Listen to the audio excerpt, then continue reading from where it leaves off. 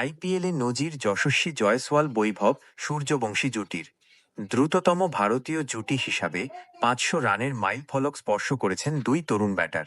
তারা এমন একটি রেকর্ড ভেঙে দিয়েছেন যার অন্যতম অংশীদার ছিলেন ভারতীয় দলের coach Gautam Gambhir. Rajasthan Royals Gujarat Titans match শুরুর আগে যশস্বী বৈভব জুটি 246 বলে 497 রান করেছিল।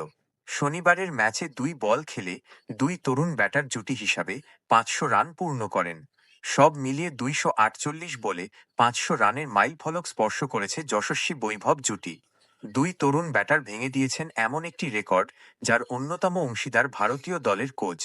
আইপিএলে বীরেন্দ্র সহবাগ এবং গম্ভীরের জুটি 309 বলে 500 রানের মাইল ফলক স্পর্শ করেছিল, যা ছিল ভারতীয় জুটি হিসাবে দ্রুততম 500 রান করার নজির। শনিবার যশস্বী বৈভবের জুটি তাদের টপকে শীর্ষে চলে এসেছে।